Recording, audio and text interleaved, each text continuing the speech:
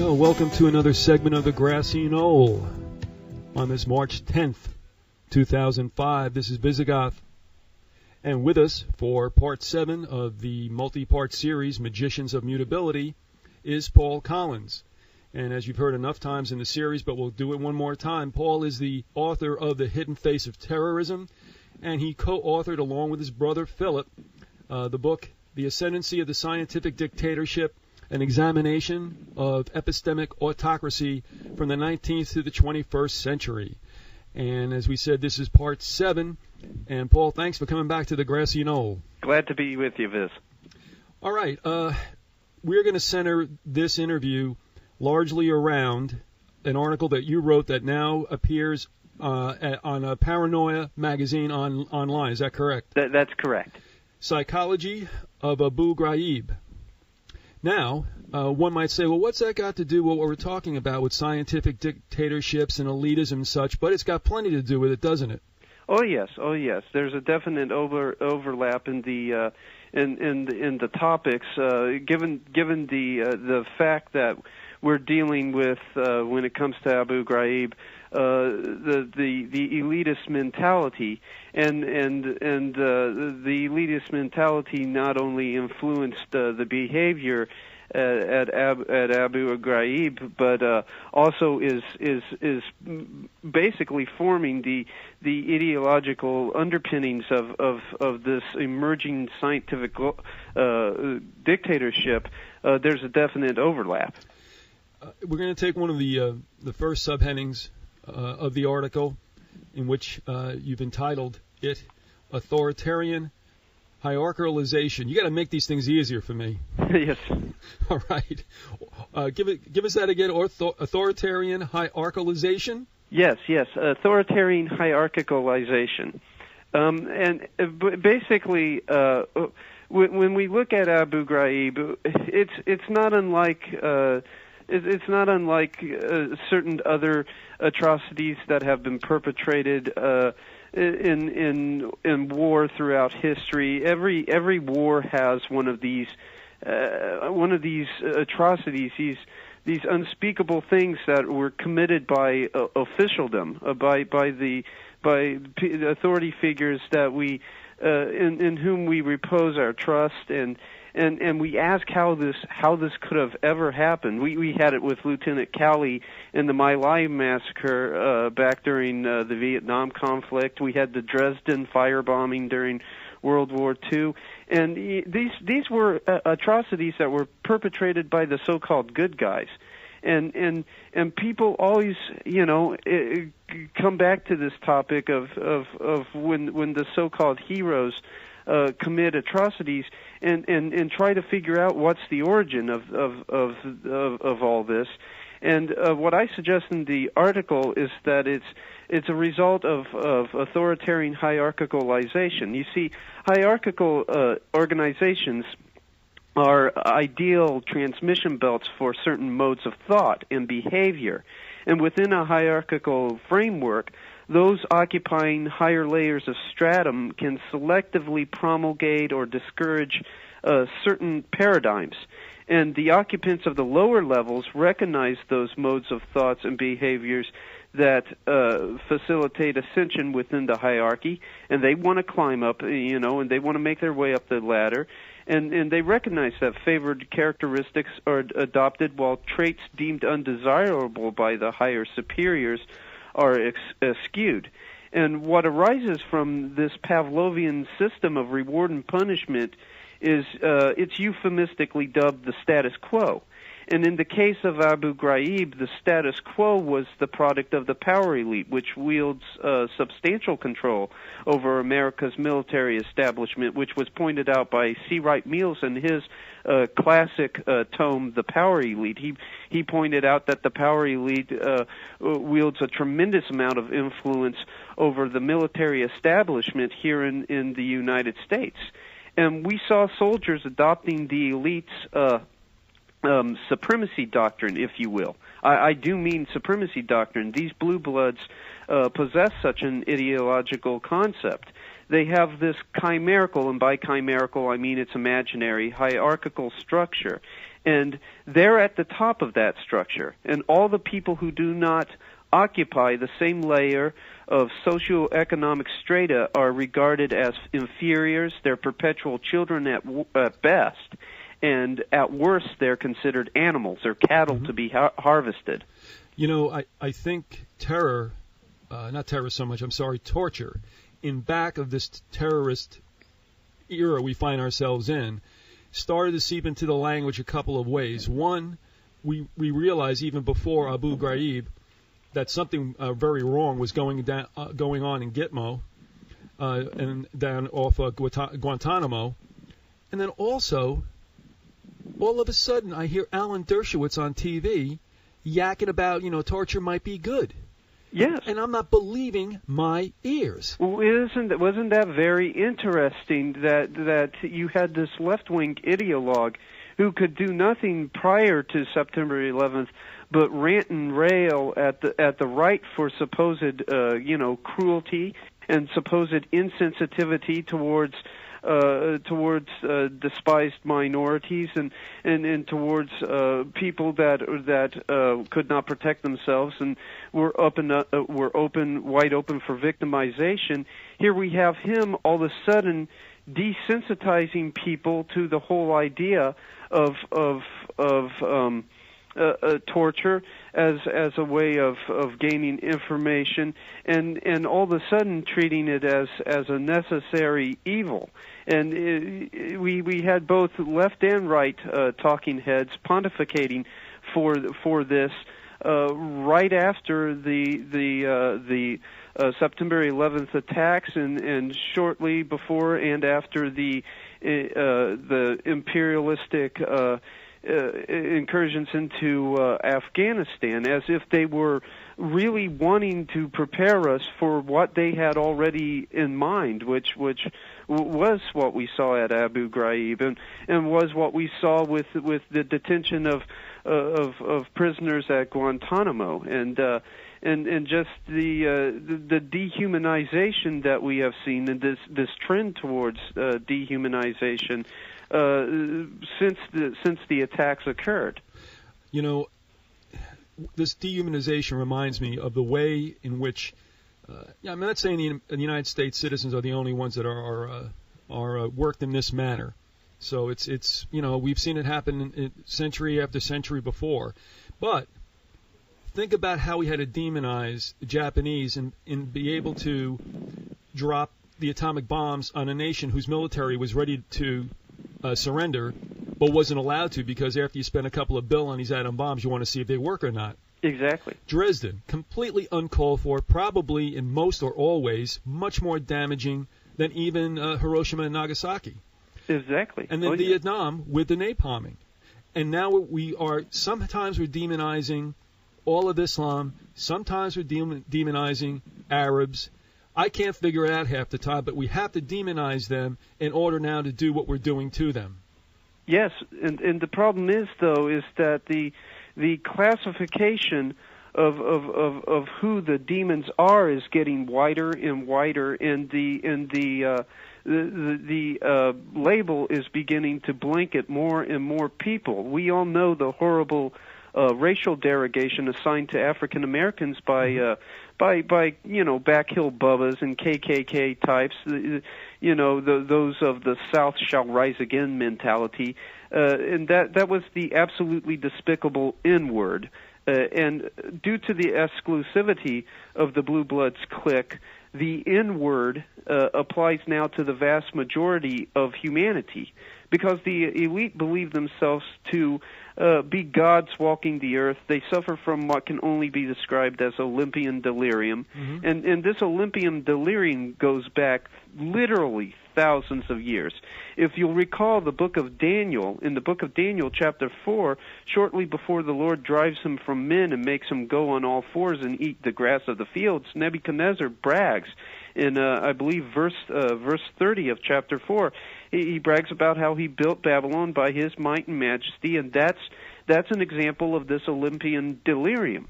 And in the 18th century, notions and concepts of democratic institutions and representative constitutional republicanism began to be popularized. And with the rise in popularity, this rise in popularity of those ideas, the masses began to breathe easy, believing that Olympian delirium had finally been expunged.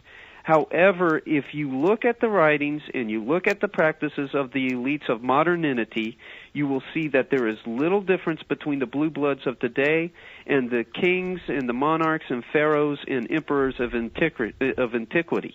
Well, that's a great point. I want to throw this in because I had mentioned to you off mic that there seems to be this bit of convergence going on, and I'll explain what I meant by that now. I get an email from a listener, someone who I respect, I mean, as far as having pretty good bones about what's going on. He's a brother from out in Chicago, and he said, I've just been reading The Tyranny of Good Intentions by Paul Craig Roberts. And I'm going to paraphrase. He says, basically, it centers on an individual by the name of Jeremy Bentham. Does that ring a bell to you at all? Absolutely, it does entirely. Jeremy Bentham came up with the idea of the panopticon. Right. And the panopticon was basically his attempt. It was part. He was trying to come up with with revolutionary France's new prison system under the government shortly after the new revolutionary government after King Louis and his wife were deposed. And this was a horrible plan that included primitive machines that would be disguised as recessed toys that imprisoned children, incarcerated children would play upon, and basically through all the ideas that we have in the Constitution that point towards human dignity out the window. And I think that Foucault, while he was a Marxist, and that can't really be excused, the philosopher Foucault was correct in pointing out that the panopticon does in fact exist today, and the whole idea has been accepted and has been implemented in our modern world. It's just so hard to see it because of the PR spin that's placed on it by the media. Well, what's interesting too with Bentham is that Arnie rightly said that, you know, from what he divined from the book, that Bentham was actually in favor of preemptive punishment or torture. And just to summarize what Bentham's about, I mean, here's a guy that was studying Latin at the age of 4. I mean, no doubt he was brilliant, but here you have that elitist mentality. Yeah. And in summarizing Bentham, this is his words: mankind was governed by two sovereign motives, pain and pleasure. And the principle of utility recognized this state of affairs. The object of all legislation must be the greatest happiness of the greatest number. But it gets good now. He deduced from the principle of utility that since all punishment involves pain and is therefore evil, it ought only to be used so far as it promises to exclude some greater evil. In any other words, it means preemptive torture. That's correct. And what you're referring to there is known as hedonic calculus. Say that again, Paul? What you're referring to there is hedonic calculus. Hedonic as in hedon? Yes, okay. As in hedonistic. And the problem with hedonic calculus is that you get excesses on both sides of the spectrum of pain and pleasure. The interesting thing to note about Bentham is the role that he and the Earl of Shelburne had played in fomenting the French Revolution, and you see this idea of his of hedonic calculus being implemented in France, and the blood running from the guillotines eventually going nonstop. Interesting also that the guillotine is being brought back in, well, not brought back into United States punishment, but being introduced into American punishment. And I think the state of Georgia was on the cutting edge as far as making it one of the elements or vehicles of execution. But another thing, you know, I think of when you talk about this hierarchy also of these characters, these authoritarianism. Boy, I'm having a day. Yeah, the smart guys. Yeah. I mean, you have that level, but then you also have like a secondary level that are not in the elite class, but are being used for their purposes, and they're the ones who are basically the jailers and the executioners. But, it's one of those things like I always think about Creedence Clearwater in that one song. It's okay to point the cannon at someone else, but when they point the cannon at you. That's correct. And, I mean, I think people in the United States have to realize that if it's being tested somewhere in Gitmo or somewhere off, on an island off South Carolina or over in Iraq or Afghanistan, it's going to come to a neighborhood near you. Well, people are when you understand human nature and take it for what it is, it isn't so shocking to find out that people can rationalize anything and prostitute themselves out in the name of just about anything, until the very things that they are perpetrating on behalf of the hidden masters is turned in on them. And I don't think, for instance, with America, I don't think that it will that much in the way of atrocities over in Iraq or Afghanistan, or what's shaping up to look like possible conflict in Syria. I just don't see that ending in a peaceful fashion. The atrocities that are carried out in these foreign countries will not generate enough in the way of discontent amongst the population here. What it will take is something that the population directly feels itself. For instance, with the draft, if there were to be a draft, and it's looking like it's heading in that direction, the recruitment numbers are down to dismal levels because of increased casualties overseas. Then people will say, "Now hold on, wait a minute," and we'll begin to oppose this authoritarian mentality. But you can show them all the pictures of Iraqi children killed or mutilated, or Afghani people maimed or hurt, and it won't really faze them. It's when it actually comes home to them that it actually starts to impress them in any way. All right, this is digression, but I want to throw this out because you mentioned it, and I think people should be aware of it as well as you, Paul, and Philip. And maybe you do, but yes, all of a sudden now appearing across the crawlers at the bottom of our screens and our morning news, which to me is one of the greatest subliminals there is, we're hearing about, yes, these drop-off numbers and recruitments, the Marines can't meet their quota, blah, blah, blah. Then all of a sudden, on the website, CFR.org, the wonderful home of the Council on Foreign Relations, one Max Booth has written a white paper stating that maybe it's time. Now, are you familiar with this at all? Pardon? Paul, are you familiar where I'm going with this? I believe so. Max Boot, the arch neoconservative, so I'm pretty much getting an idea of what blueprint you're following.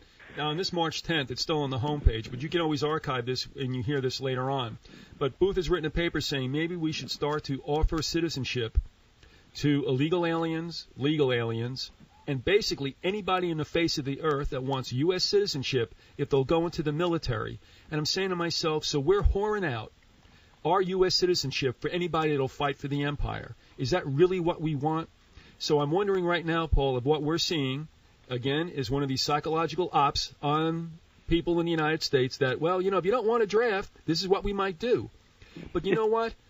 When you go ahead and mongrelize your culture, with every culture, language, you cease to be what you are, and like every other empire that's been on the wheel, as Robinson Jefferson would say, is bound to fall. Well, the problem is that a lot of these immigrants come here because they have such a dismal political and social and economic infrastructure in their own countries, and I can feel for them. I honestly do. But when they come and they don't get assimilated, and by assimilation I don't mean anything sinister. I just mean learning the language, learning the culture, and and doing as the Romans do, so to speak. They become radicalized by a number of left of center groups, and are indoctrinated into these mythical ideas of an oppressive white oppressive culture here in the United States, and into all these racialist ideas of some kind of fascistic heroic racial past that they possess, and they begin to start all sorts of trouble, and instead of sending them back to their point of origin, we would to just allow them into the military would be the highest level of folly. Well, this is being kicked around out there. We'll see where it goes. Maybe one of these lesser of two evils that they'll present to the American public, and that is universal military draft, or anybody, open season on U.S. citizenship. We'll see what happens. And I believe that with the draft, if the draft should occur, that's when you will finally see the American spirit of activism that's been dormant for years now awaken. Because if you'll recall back during the Vietnam era, that's what it took, was the draft to get people out in the streets. I remember when I was back in high school around 92 or 93, Dan Quayle had come forward and had said, well, there was no real opposition to the war. We were going out and with patriotic fervor, we were signing up, we were going to the recruitment offices before the draft letters even hit us. And when you're a high school student, when you're a teenager, and all that you can think about is girls, fast cars, and rock and roll, it doesn't. That you take him take what he says at face value, and you accept what the authority figure says. Later on, when I began to befriend people that were from that era, that were from the Vietnam era, on both sides of the fence, individuals that were veterans of the war and individuals who had stayed here that formed a kind of a grassroots opposition to the war, I began to learn from these individuals what it was really like, and it was nothing like what Dan Quayle had described at all. There were fights at the dinner room table over this issue that spilled out onto the front yard, and that's what I believe, is that once there is a draft, and once the regular middle class American that drives the SUV is part of the soccer mom cult, finds out that they're going to have to send their son over to a place where the survival level is slim to none, then you'll start to see an awakening in the American people and in the American consciousness. An aside, if I could, about a draft rousing the sleeping people in this country. I'm not so sure, and the reason why I'm a bit pessimistic, and let me give you this anecdote. I certainly was. I was right in the middle of the whole Vietnam era. I went to college in '69, and in the spring of '70, I was playing baseball for Fairleigh Dickinson University up in metropolitan New York. And I was a jock, and I was a redneck with regard to America's right, blah blah blah. We're defending freedom over in Vietnam now. But as that baseball season went on, and as it waxed closer and closer to that famous May 5th, I was watching from the ball field more and more student protests, more and more gatherings outside student unions, and it got to the point at NYU, and I was playing, I was in left field, watching the student union at NYU, and what started off as like a couple of guys yelling and waving their fists turned into a tremendous outpouring of students. They gravitated over to the ball field. I had to go get a helmet.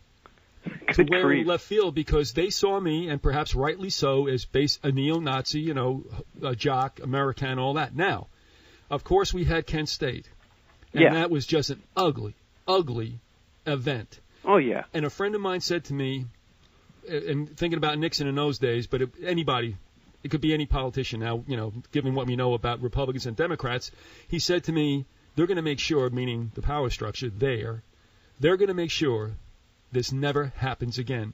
And so, Paul, that's kind of a circuitous story to say to you is that I believe he's right. I believe he was right then.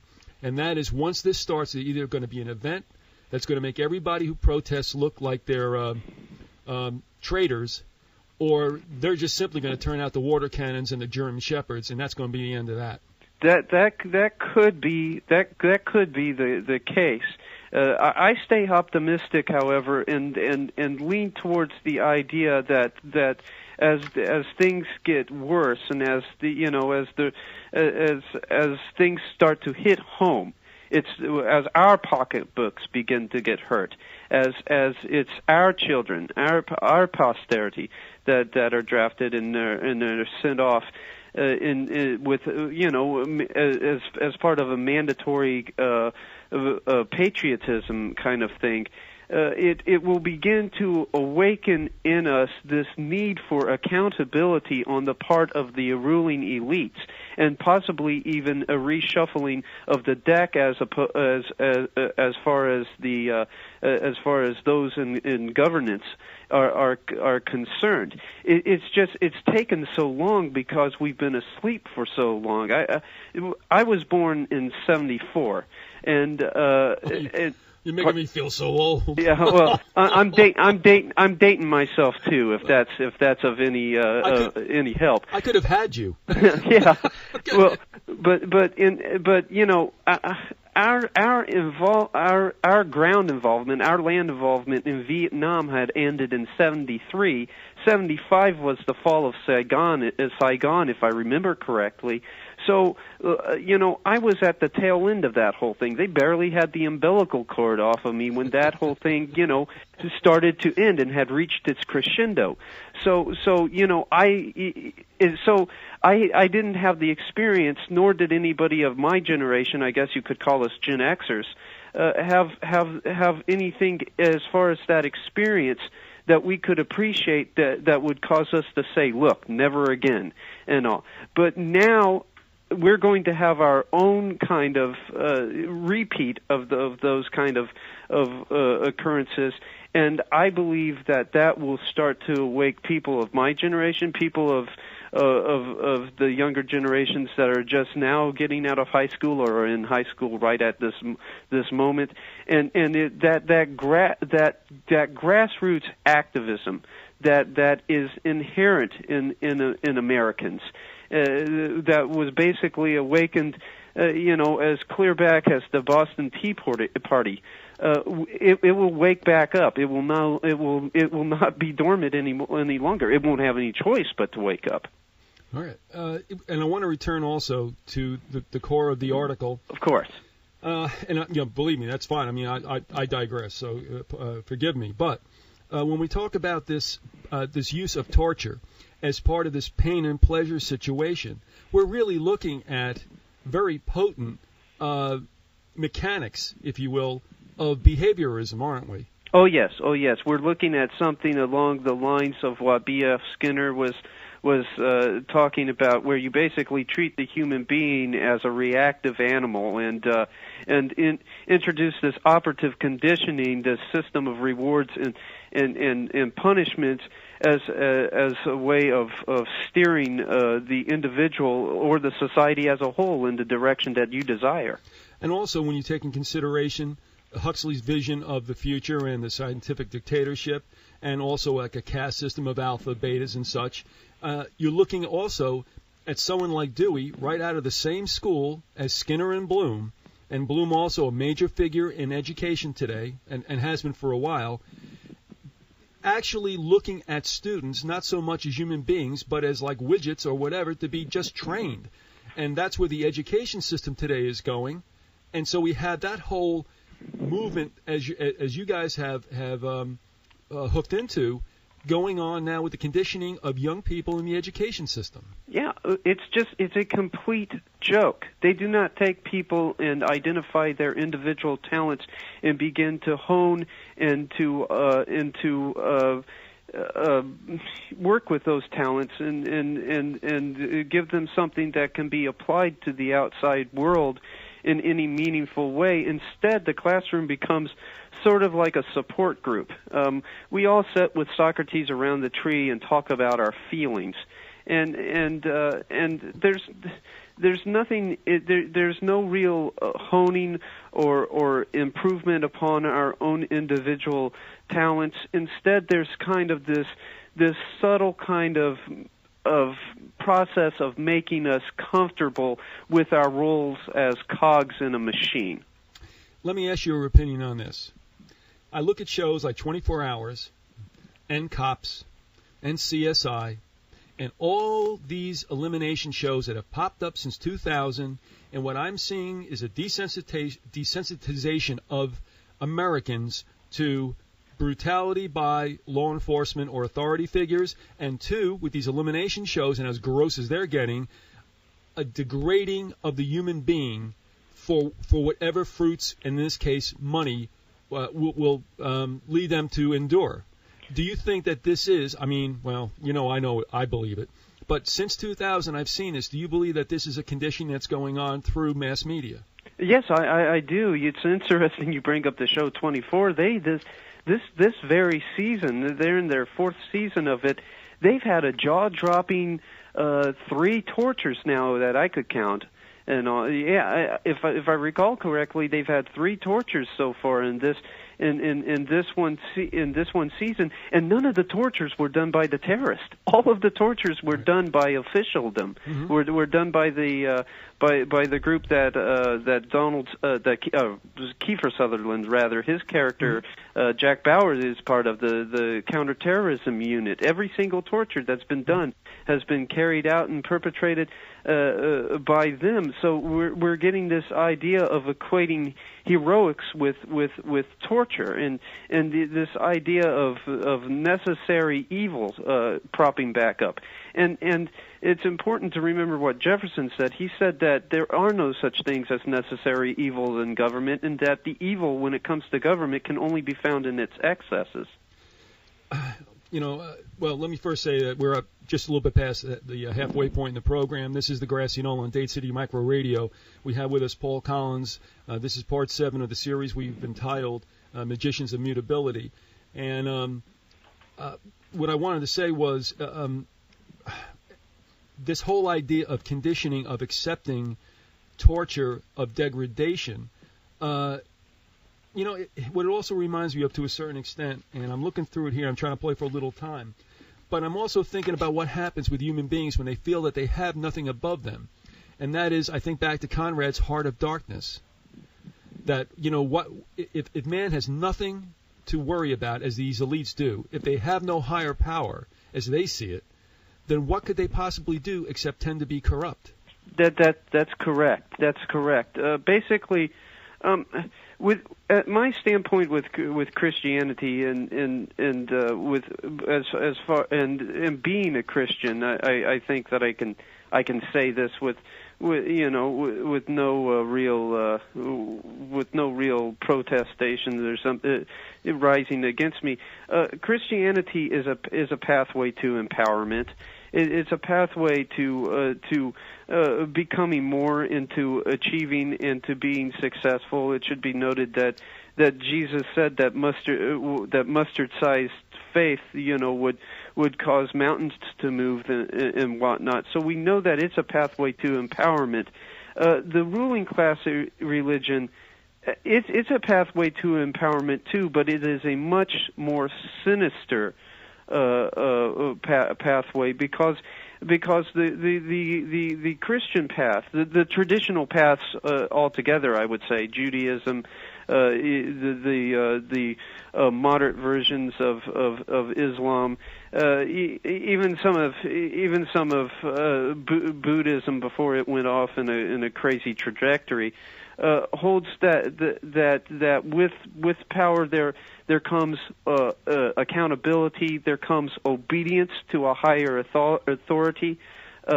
The ruling class religion, the elite's belief system, philosophy holds that there is only power and empowerment of the individual, and that with that empowerment there comes no accountability, and the only one you're accountable to is yourself.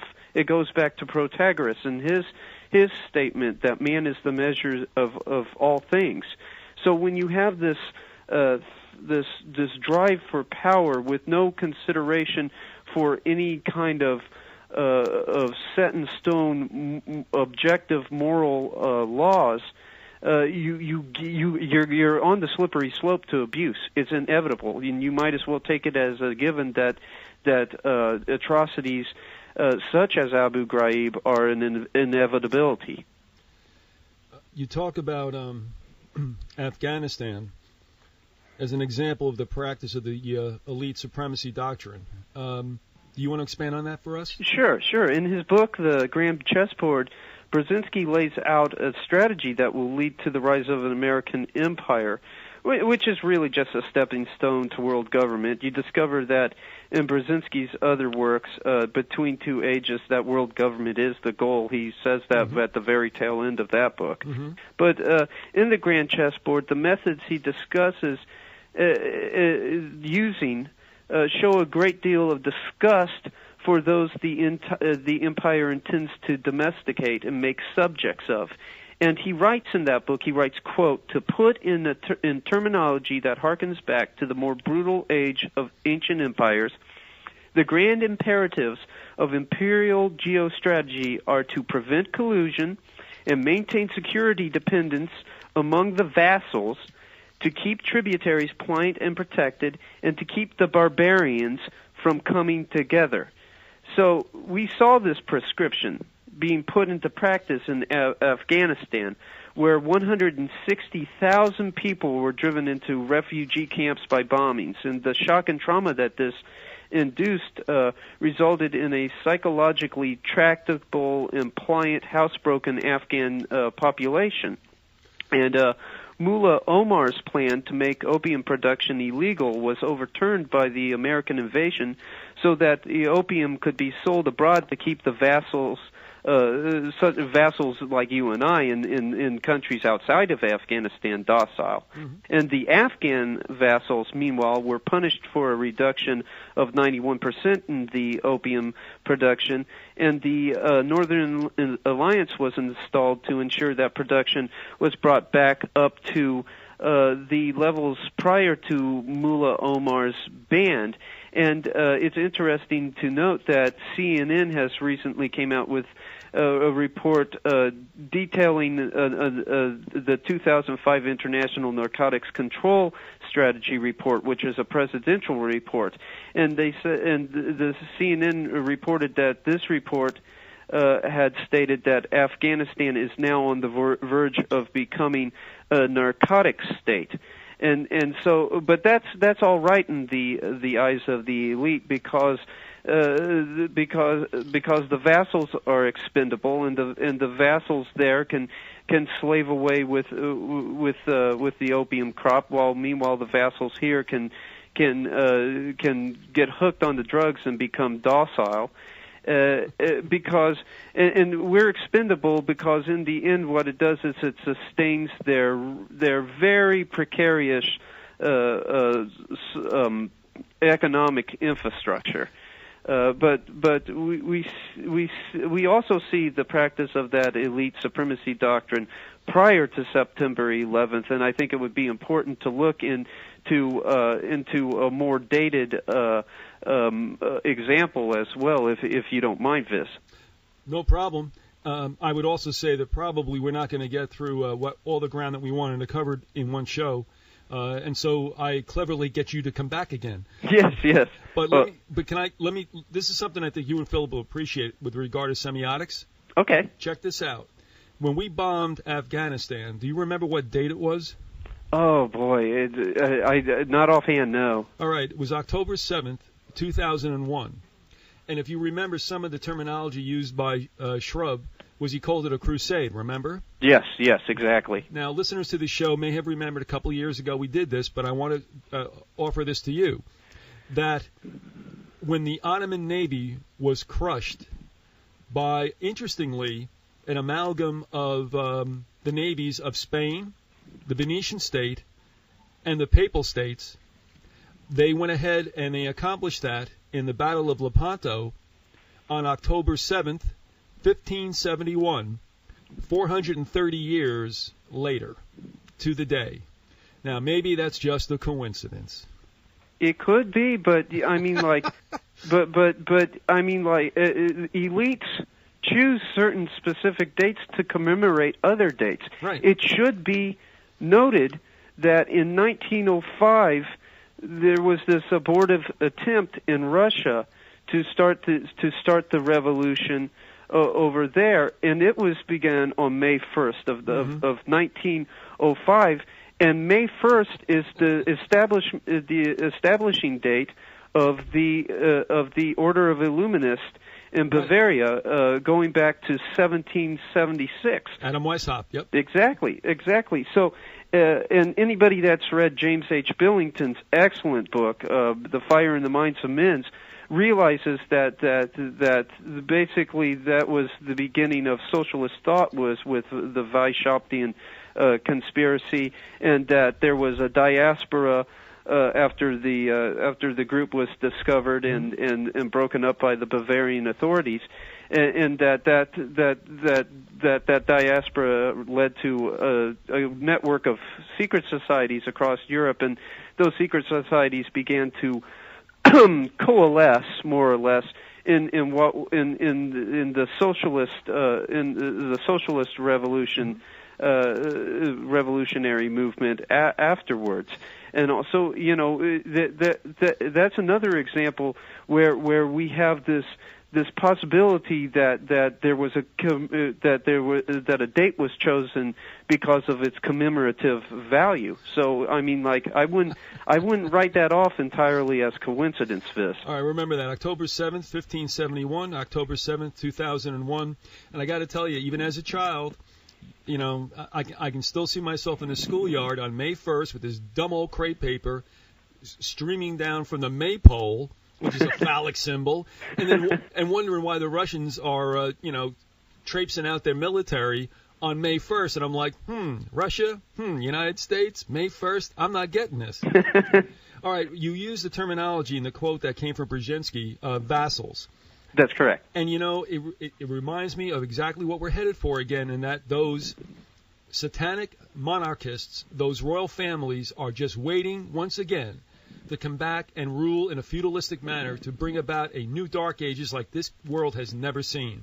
Well, those republics that were formed over there supposedly at the end of the Cold War were merely transitory in nature anyways. You can see that with the Commonwealth of Independent States. They remained economically and politically dependent upon Russia, and basically were Russia's way of gaining a majority say in the emerging EU over there, and then we see that the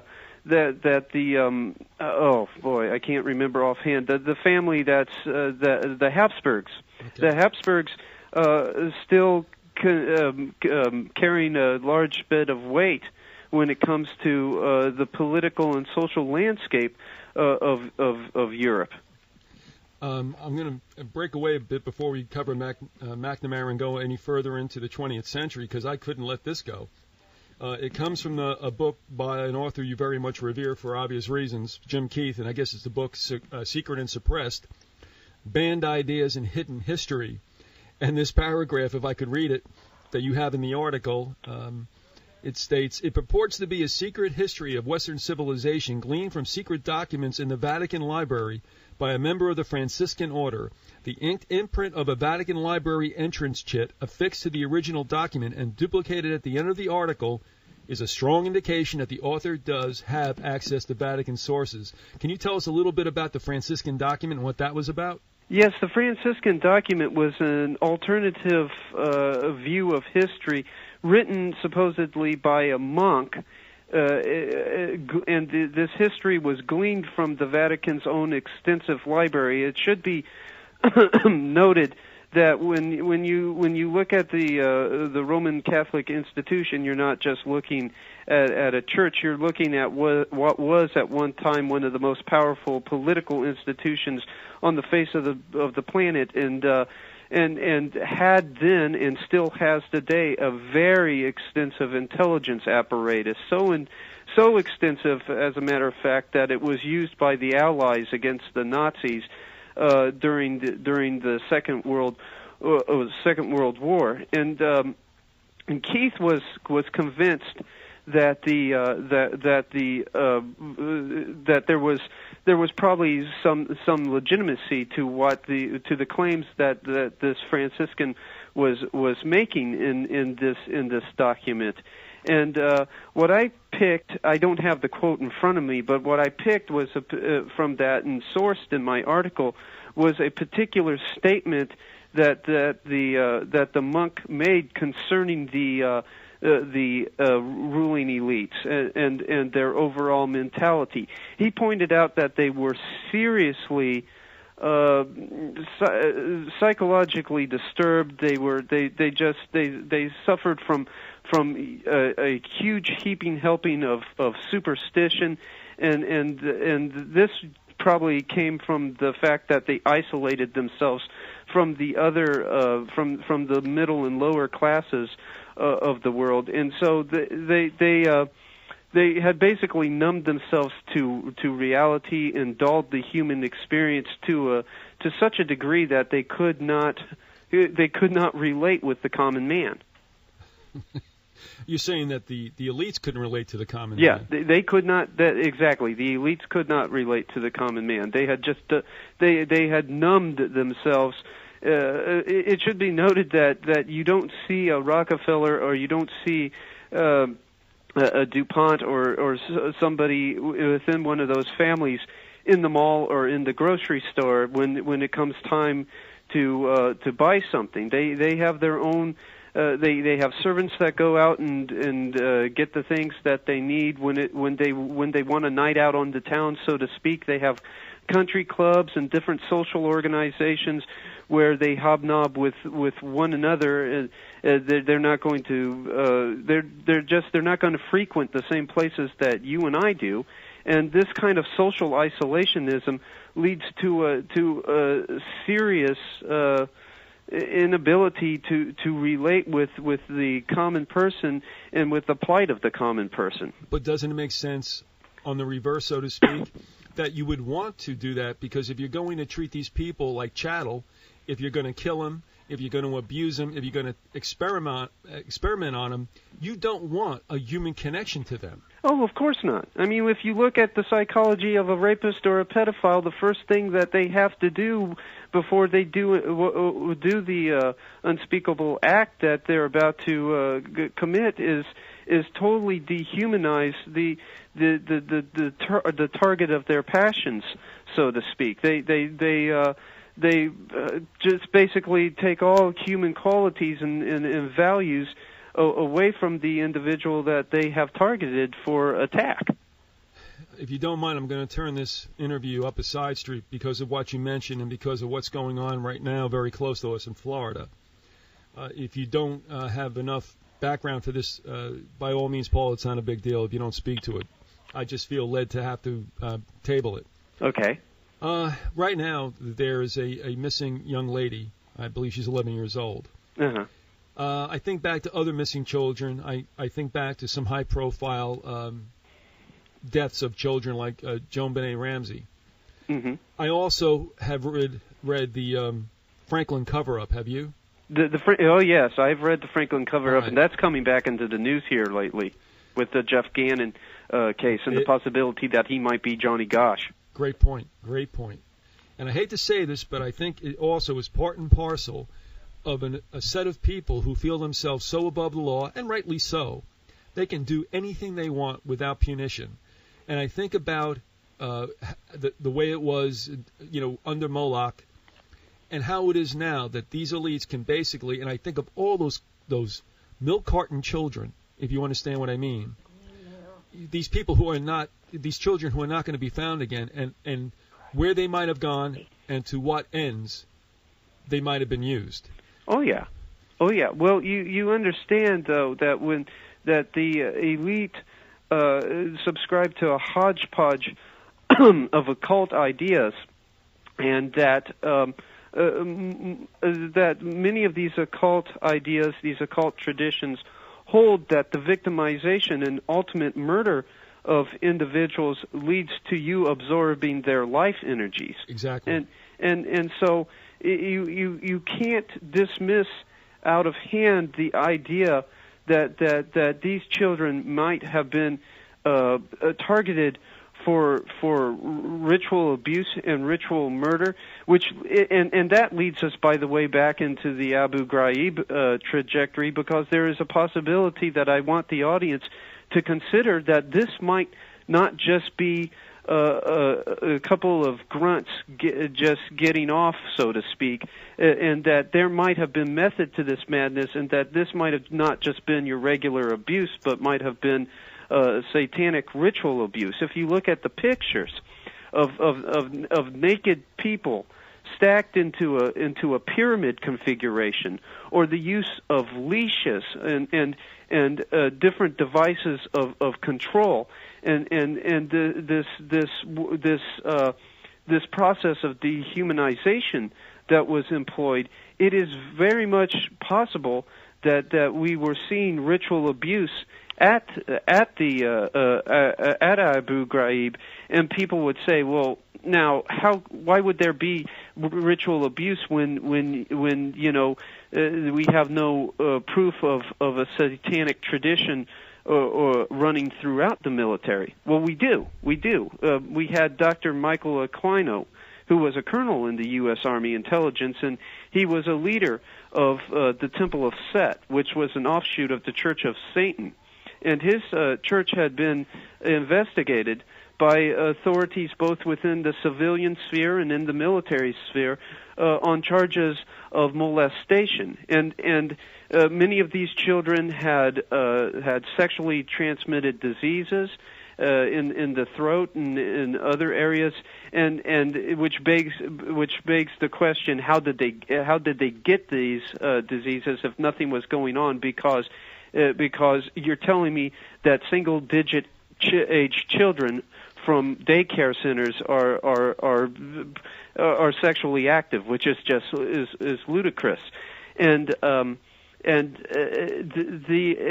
the allegations were looked into by one really gutsy reporter for the San Jose Mercury named Linda Goldston, and you can still get her article online if you just type her name into a search engine.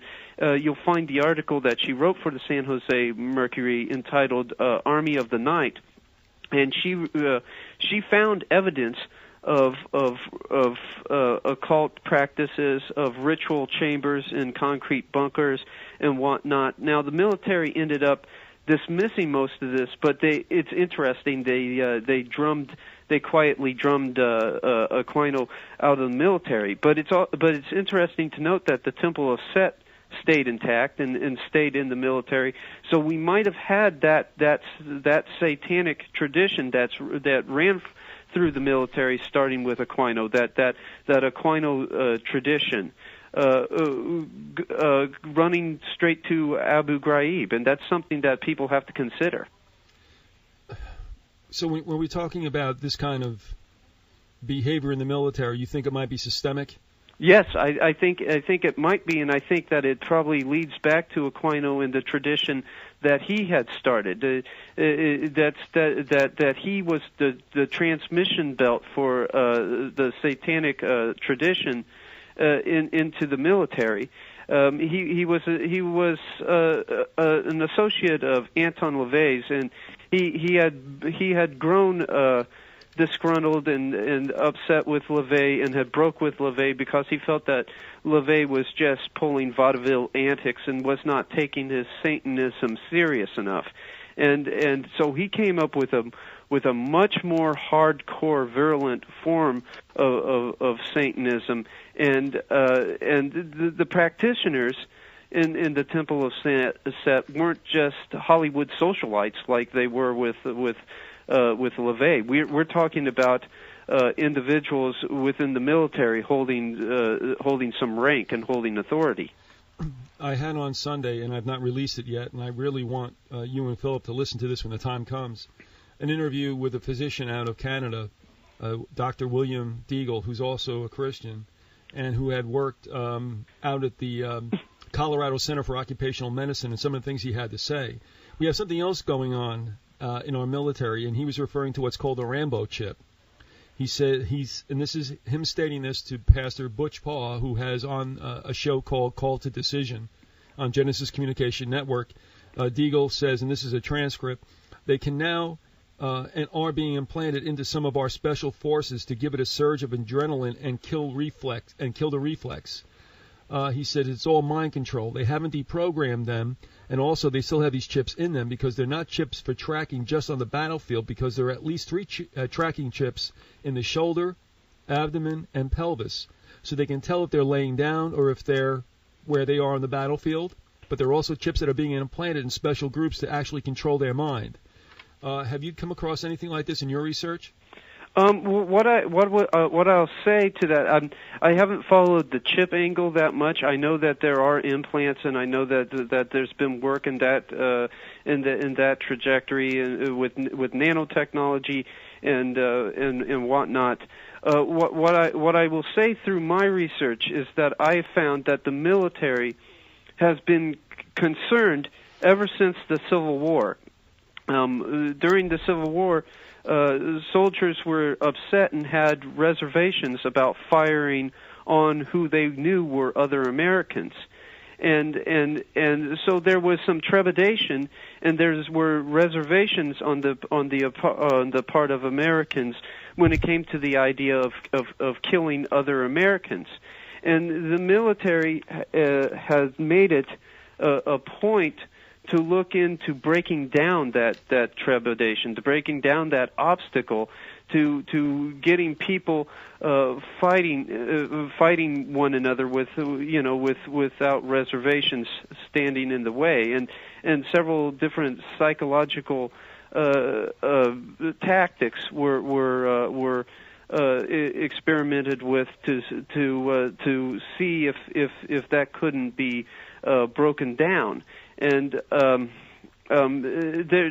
they now have these different virtual reality training systems and whatnot within the military that basically get people to fire on with little regard for who it is that they're firing upon, without putting critical or analytical thought into it. The critical and analytical side of the brain basically goes out the door, and soldiers become by and large reactionary. What I can say is that a chip would be the final clincher. A chip would. Right. Yeah, I mean, like, you could just forego any sort of deconditioning process, put in the chip, and you're home free. All you have to do is switch it on, so to speak. Exactly, and one of the things that I think gives what Deagle said credence also was the outbreak of violence committed against wives of soldiers when they came back, especially in Fort Bragg, North Carolina. That might be one of the reasons for it.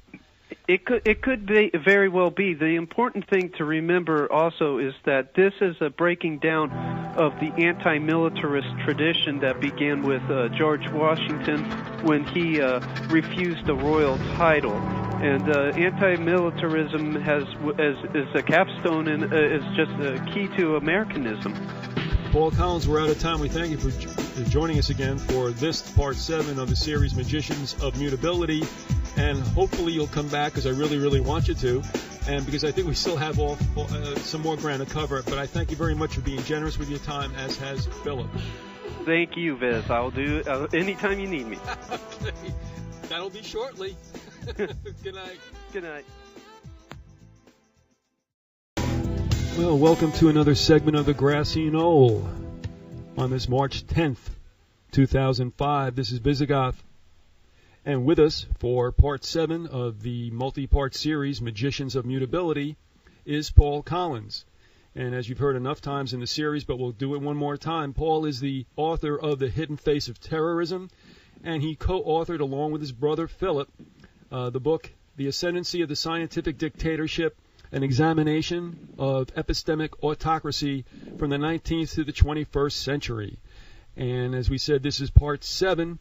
And Paul, thanks for coming back to the Grassy Knoll. Glad to be with you, Viz. All right. We're going to center this interview largely around an article that you wrote that now appears on a Paranoia magazine online. Is that correct? That's correct.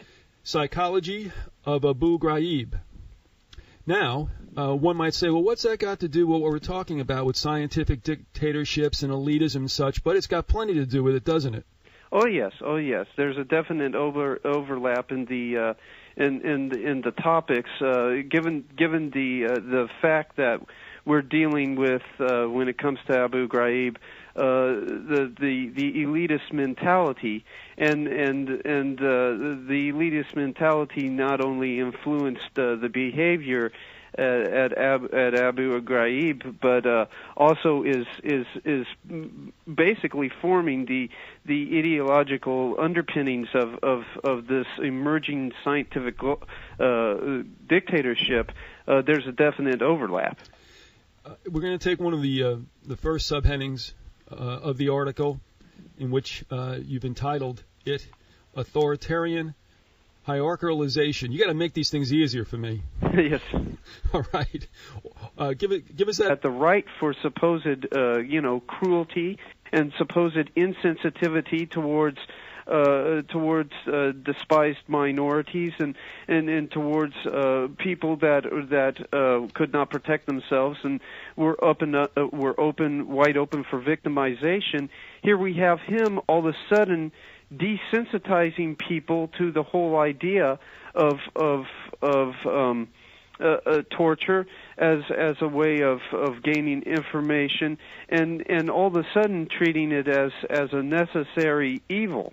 And we had both left and right talking heads pontificating for this right after the September 11th attacks, and shortly before and after the imperialistic incursions into Afghanistan, as if they were really wanting to prepare us for what they had already in mind, which was what we saw at Abu Ghraib, and was what we saw with the detention of prisoners at Guantanamo, and just the dehumanization that we have seen, and this trend towards dehumanization since the attacks occurred. You know, this dehumanization reminds me of the way in which I'm not saying the United States citizens are the only ones that are worked in this manner. So it's we've seen it happen in century after century before, but think about how we had to demonize the Japanese and be able to drop the atomic bombs on a nation whose military was ready to surrender, but wasn't allowed to, because after you spend a couple of bill on these atom bombs, you want to see if they work or not. Exactly. Dresden, completely uncalled for by the higher superiors, are skewed. And what arises from this Pavlovian system of reward and punishment is it's euphemistically dubbed the status quo. And in the case of Abu Ghraib, the status quo was the product of the power elite, which wields substantial control over America's military establishment, which was pointed out by C. Wright Mills in his classic tome, The Power Elite. He pointed out that the power elite wields a tremendous amount of influence over the military establishment here in the United States. And we saw soldiers adopting the elites' supremacy doctrine, if you will. I do mean supremacy doctrine. These blue bloods possess such an ideological concept. They have this chimerical, and by chimerical I mean it's imaginary, hierarchical structure. And they're at the top of that structure. And all the people who do not occupy the same layer of socioeconomic strata are regarded as inferiors. They're perpetual children at best. And at worst, they're considered animals or cattle to be harvested. You know, I think terror, not terror so much, I'm sorry, torture, in back of this terrorist era we find ourselves in, started to seep into the language a couple of ways. One, we realized even before Abu Ghraib that something very wrong was going on in Gitmo and down off Guantanamo. And then also, all of a sudden, I hear Alan Dershowitz on TV yakking about, torture might be good. Yes. And I'm not believing my ears. Well, wasn't that very interesting that you had this left-wing ideologue who could do nothing prior to September 11th but rant and rail at the... Again, authoritarian hierarchalization? Yes, authoritarian hierarchicalization. And basically, when we look at Abu Ghraib, it's not unlike certain other atrocities that have been perpetrated in war throughout history. Every war has one of these atrocities, these unspeakable things that were committed by officialdom, by authority figures that we in whom we repose our trust, and we ask how this could have ever happened. We had it with Lieutenant Cowley in the My Lai massacre back during the Vietnam conflict. We had the Dresden firebombing during World War II, and these were atrocities that were perpetrated by the so-called good guys. And people always, come back to this topic of when the so-called heroes commit atrocities and try to figure out what's the origin of all this. And what I suggest in the article is that it's a result of authoritarian hierarchicalization. You see, hierarchical organizations are ideal transmission belts for certain modes of thought and behavior. And within a hierarchical framework, those occupying higher layers of stratum can selectively promulgate or discourage certain paradigms. And the occupants of the lower levels recognize those modes of thoughts and behaviors that facilitate ascension within the hierarchy, and they want to climb up, and they want to make their way up the ladder. And they recognize that favored characteristics are adopted while traits deemed undesirable, or probably in most or all ways, much more damaging than even Hiroshima and Nagasaki. Exactly. And then Vietnam with the napalming. And now sometimes we're demonizing all of Islam, sometimes we're demonizing Arabs. I can't figure it out half the time, but we have to demonize them in order now to do what we're doing to them. Yes, and the problem is, though, is that the classification of who the demons are is getting wider and wider, and the label is beginning to blanket more and more people. We all know the horrible racial derogation assigned to African Americans by backhill bubbas and KKK types, those of the South shall rise again mentality, and that was the absolutely despicable N-word. And due to the exclusivity of the Blue Bloods clique, the N-word applies now to the vast majority of humanity, because the elite believe themselves to be gods walking the earth. They suffer from what can only be described as Olympian delirium. Mm-hmm. And this Olympian delirium goes back literally thousands of years. If you'll recall the book of Daniel, in the book of Daniel chapter 4, shortly before the Lord drives him from men and makes him go on all fours and eat the grass of the fields, Nebuchadnezzar brags in, I believe, verse 30 of chapter 4. He brags about how he built Babylon by his might and majesty, and that's That's an example of this Olympian delirium. And in the 18th century, notions and concepts of democratic institutions and representative constitutional republicanism began to be popularized. And with the rise in popularity, this rise in popularity of those ideas, the masses